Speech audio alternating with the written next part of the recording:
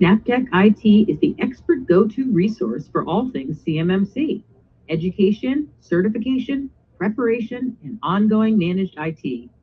Manage, secure, grow. Check it out at snaptechit.com. Hey, everybody, and welcome to another episode of 123 CMMC. My name is Dana. I will be your host, and our guest is once again Karl Bickmore. Hello, Karl. How are you? I'm well, thanks, Dana. How are you? Good. Here's a topic that I would have assumed would have already talked about with everything going on with the pandemic starting, but we haven't. So we're going to talk about it now. Working remote offsite. So today we're talking about the CMMC requirements for that. So our first question is, what is the CMMC requirement for access control, the capability domain that includes remote system access? Yeah, right. Well, that's an excellent topic. Dana, I think that everybody knows that remote work is here to stay, and it gets even trickier when you have access to things like controlled and classified information or just other proprietary data that needs to be protected. But even beyond the compliance requirements, the security changes that need to happen just to make sure you're not opening yourself up to unnecessary risk. So to answer the question, look, when you're doing CMMC for access control or remote access, I think the key things are, one, the system has to be clearly defined, meaning you need to have diagrams, you need to understand the data flow, you need to understand who does and doesn't have access to internal systems, and you must limit access. You got to operate with the least privileged principle, which means that only the people that absolutely require remote access can get in, or vendors. And when they get in, they can only get to specifically and only things that they need to, and in a secure way, right? And so this is about satisfying the controls around network access, around controlling authentication, and controlling your third-party vendors or others that may have access to your data. There's quite a few things that get wrapped up into access control and remote access when it comes to CMMC. Mm-hmm. Okay. Yeah, I could see this getting very tricky, especially if you have a lot of employees that are all over the place in different locations, and then making sure that what they're doing at home or wherever they're working, which is probably at home, and how they're tapping into the system here. So I can see that getting a little. That could be from home. Maybe it's from their van and they're on YOLO. You never know. Somewhere in Yosemite. I don't know. It could be anywhere. That's a good point. It could be anywhere. All right. So what is particularly tricky when it comes to third-party vendor security? This is a good one. Well, so it's enough to try to control the security and access from a single computer, perhaps even a computer that your organization issues and controls and manages.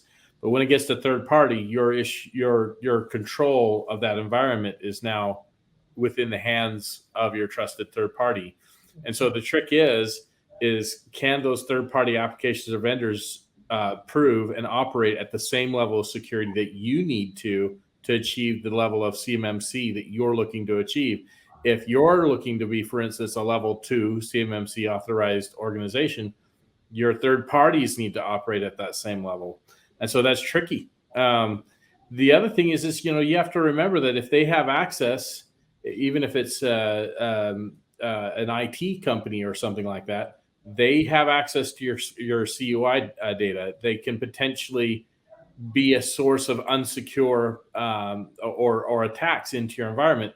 For instance, last year's couple of major attacks, one against SolarWinds and one against the Kaseya management system. These are IT tools that third parties were operating inside of government-controlled entities with these tools, and breaches happen because of the risks associated with those IT tools run. So, and look, IT is not your only third-party vendor, but it's one of the more dangerous ones that you have to watch out for to make sure that you have good controls and that they're operating at the level that you need them to operate at. Mm-hmm. Yeah, that's a very good point here. All right. So when it comes to remote employees and third-party vendor application use, how important is it to define access privileges for both of them? I think this is the lesson a lot of organizations have to take when they're going through the process of growth and potentially maturity in their IT security. The reality of it is when you do things informally, or when you do things in very simplistic ways that do not account for the needs of security, you're going to be potentially accidentally giving access to areas that you didn't intend to. And so really the best type of security and compliance starts with a good policy and a good, when it comes to access privileges, good documentation and good procedures that are then reviewed and audited and controlled in other ways. And so it's pretty significant that you need to spend the time to define your security groups, your access control, what has access to where and when and why, and what role or process in the organization they hold that requires them access to it. If you don't really spend the time to do that documentation piece and to really put it together in a comprehensive plan, there's a decent chance that you'll miss or forget something or open an unintended access. And so it is important to define them, and it's important to manage them and audit them as well. So if it starts with the policy, let's say, for example, you go in and you're working with an organization. I'm assuming that you help them develop the policy and then put the procedures in place, because you would know much more so than they would as far as what should not be done. Yeah, I mean, sometimes those conversations just need a third party in the room because one department head has a need, another has a need, and you need to help them sort out between them, or just basically changing the default organization of the file system to follow security lines and be built in a way that it's easier to not make mistakes. I mean, that's a real key element we've seen in a lot of organizations. They may have an intricate security design, but the way they've designed their file structure, not following groups, required a lot of permission changes downstream. So you might have permission to a folder and a different permission to some subfolder or object. You really want to avoid that if all possible, and reorganize your system to be much easier for an IT person or an administrator to assign somebody access and then not accidentally assign them to something else downstream they weren't supposed to. So a lot of this has to do with a significant consulting effort in order to reorganize access to things. That's just file systems as an example. Mm-hmm. And then, of course, having a good documented list of applications and the permissions and controls within them as well. It really is a work that can take quite a bit of time if your organization has some complex file systems or complex applications. Yeah, I was just going to say this could get very overwhelming very easily. So having somebody by your side to help guide you with this would be a huge help. Help. Breaking it down to bite-sized chunks that you can handle and taking it piece at a time with some guidance on how it works on the back end, because the folks that need to make these decisions are not IT people. They just know that they want to do security things, but they rely on their. It's got to be both the IT resources and the technical know-how, working with the business managers and the business executives in order to make sure all the decisions hit correctly. It's definitely an effort. Mm-hmm. And that a security measure you put in place is not going to completely hinder what someone is trying to do to get their job done. So that's I mean, look, security needs to be there to protect, not to prevent people that are supposed to do their jobs from doing their jobs, right? Right. All right. So MFA, we've talked about this. MFA, in previous interviews, we've gone over some things. And would this be another example of where MFA could be used? Well, yeah, definitely. Look, controlling the authentication piece is always critical. When you're talking about remote working, I would not have anybody working remote and access to anything that doesn't have MFA included. And kind of I got into a conversation with a friend of mine this week who was talking about conditional access and saying, hey, was that the second factor? And just for those that don't know, it's like conditional access is where you might say, hey, I can access my Office 365, but I've restricted it only to the IP addresses of our office or our building. And therefore, is that a second factor? And the answer is no. Multifactor is a very specific thing, specific to authentication, not where you're located or anywhere, but it is especially important that you're doing remote access when you're working remotely or working offsite, remote multifactor with remote access, because it is one of the number one things you can do to prevent the most common types of attacks. I think it reduces the attack surface like something like 80%. It's crazy the amount of prevention you can get out of being diligent with your multi-factor authentication. Remote working, offsite, email, those are the key ones. Yeah, and MFA these days is pretty easy. People that think, they get overwhelmed with that, thinking where it could be a simple thing as getting a text on your phone or a message on your phone or whatever, and you just click approve. Now, let me ask you a question. Yeah. If somebody has MFA on their device, does that cover everything if it's just on the device, or does it have to be on each of the different applications? Because if they can't get into the device, can they get into any of the other things? Yeah, look, you can do something called single sign-on. So you can, through one authentication, authenticate to multiple things. So it just depends on how those applications are configured. But the reality of it is, like, for instance, in our organization, we have multi-factor turned on for remote access. We have multi-factor turned on for all of our tools, especially since some of our tools don't require, they're available publicly or can be available publicly, and therefore secure authentication is required. And so there are different answers to that depending on the setup. But in general, I don't think you can have too much MFA. But if you do want to make it more convenient, as long as the applications support a single sign-on or SSO scheme that you can configure and set up, you can produce a situation where one authentication gets you to multiple places, and that makes it more convenient for the user while maintaining security. But short of that, MFA should be anywhere you have protected or secure or privileged data, anywhere. Mm-hmm. Vulnerabilities remediated. Businesses today face a number of cybersecurity challenges, from compliance requirements and third-party risk to skilled resource shortages, ransomware, and alert fatigue. At Vulnera, we recognize these challenges and offer solutions to do the heavy lifting. Vulnera empowers organizations with security solutions that perform continuous asset discovery, vulnerability assessments, and remediation validation in a single pane of glass, so your team can focus precious time on what matters: remediation. Vulnera.com. Vulnerabilities remediated.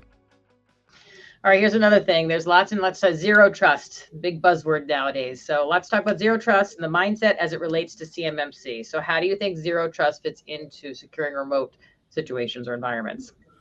Well, I think zero trust is just a recognition of the ubiquitous access of the internet now. It's so fast, it's so everywhere, and you really can do things from anywhere. And the attacks that are available coming in through the internet and such access is more dangerous than ever, more complicated than ever. There's more options for people to try to find their way in than ever. And so the concept of zero trust is a really sound one. I think that everybody should have some type of zero trust architecture initiative in their organization if they haven't already begun one. And remote working is one of the prime cases for a great place to implement zero trust. Break down some of the old VPN mindsets for access and bring in the new ZTNA, zero trust network access, can really bolster the security. And the good news, it improves the performance from the end user's perspective. So it's kind of a win-win.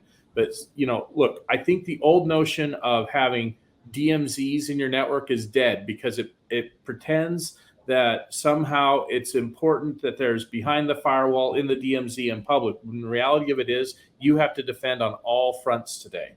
All of them are dangerous. Separation and segmentation is still good and helpful. I'm not trying to say that's not the case. But the point is you have to take everything from the perspective of its vulnerability, and it just does not matter where that resource is. And so what people would have traditionally done with a DMZ network, really you should be thinking about putting in its own world, maybe in a cloud resource that's secure, or fully separating in some way. And when you think about people working offsite, zero trust networking access is definitely a more secure and a more compliant way to go. So for everybody out there, can you just explain what DMZ is, just in case somebody is trying to? Oh, yeah. Demilitarized zone, as it's called. And a lot of times if you're hosting something, say at your office building, and you have a server room or a server closet or something like that in your building, a traditional old school approach would be that you would set up certain servers to be accessible in a segmented network that is commonly known as DMZ, separated out from the rest of your network, your local area network. Therefore, public access into your environment would be routed. If somebody who's outside looking come in, would have to go to some server or resource in the DMZ before they could get access anywhere else. And ideally, that meant that you had good separation and security. That meant an external person couldn't make their way into the internal network, but only maybe as far as the DMZ, that separate, special segmented network. Mm-hmm. But these days, that's not very meaningful. Really, anywhere an endpoint is, anywhere a phone is, anywhere a computer is now like the equivalent of the perimeter. internet access is so available, tools are so available that really anything can be vulnerable. You can't assume that the LAN is protected and the DMZ is your only risk point anymore. Mhm. Anywhere can be risky and should Mhm. be thought of as such. All right, so here's a good question. So what are some solutions out there that can help with securing remote work environments? Well, I think some of the key things are looking at ZTNA solutions. There are some up and coming that are really great out there that we're working with that we're pretty fond of. There are also some good solutions that you can implement for your multi-factor authentication to integrate with those solutions. You also need to have the standards in places like, advanced endpoint protection with the EDR or MDR functionality. You really can't move without that anymore. And you need to have your devices that are outside your network still protected by your content filtering. Traditionally, a lot of security tools will only do content filtering when you're behind the firewall in the office. You take that laptop home and you don't have those same security in your filtering. And so having good endpoint protection or good filtering tools on your devices as they're external is helpful. Two-factor authentication, implementing application control, another zero trust architecture where on the individual machine, nothing can be allowed to execute without it being expressly permitted to do so. That can really reduce the risk of something entering somebody's home computer and then finding its way into your network if that device is protected by application control. And then, as always, you really can't take the security of your firewalls too seriously. Having no ports open publicly, and if you do have some that are highly restricted and highly cordoned off so that they're very difficult to get to, and then configuring the firewalls with all the security. Once again, just this last week, we were doing an assessment for an organization, and this happens all the time. Their firewall is perfectly licensed for intrusion detection, IDS, and intrusion prevention, and yet it had not been configured by the folks that were managing that firewall. You just can't take some of that stuff too seriously. You need to be as vigilant as you can because it is so much simpler for somebody to attack your network when you don't have the basic defenses in place, especially disappointing when you've already paid and licensed for the ability to do so and it's just simply not configured. That's why it's so important to make sure you're, especially if you're a non-technical business owner, that you have someone that absolutely positively knows what they're doing, who's handling your IT or your cybersecurity or any of that kind of stuff. Yeah. And look, one of the things in CMMC and anything else that says, hey, you need to be getting penetration tests. You need to do vulnerability scans. You need to have audits running. Those are the things that are going to tell you if, you should have regular external scans of your firewalls done and see a report that shows what's open, what people can see from the outside, and internal scans and configuration reviews. These are all processes that an IT department should be handling, not only for compliance, but just general protection and security. Mm-hmm. All right. So any additional best practices we can provide when it comes to securing remote environments and satisfying CMMC requirements? Well, I think we talked about a lot of it. Obviously the MFA, looking at ZTNA products, least privilege, really restricting access. Those are the basic things. But, I think the biggest thing I see that people struggle with is they just jump in and start doing things without taking that first comprehensive kind of planning. And, sometimes they fail to recognize that their current staff might not be knowledgeable enough about these particular things. A lot of folks think an IT guy is an IT guy is an IT guy or gal. And the fact of the matter is there's different skill sets. And sometimes folks that are really great at working servers and desktops are not particularly great at CMMC compliance or particularly great at network security, zero trust architecture, or some of these other things around remote work.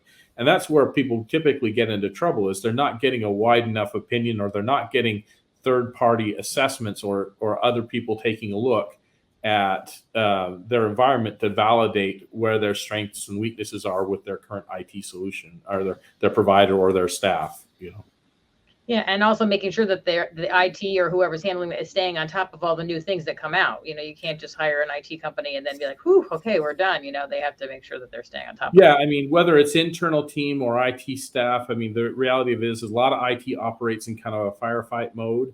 And so they oftentimes don't get the training in. And so that's a great question do you ask yourself, am I providing the right and relevant and current training for my IT staff, or does my IT provider, can they show me all the great training initiatives and evidence of good training happening with their people? I could tell you, in our organization, we had over 300 certifications passed last year.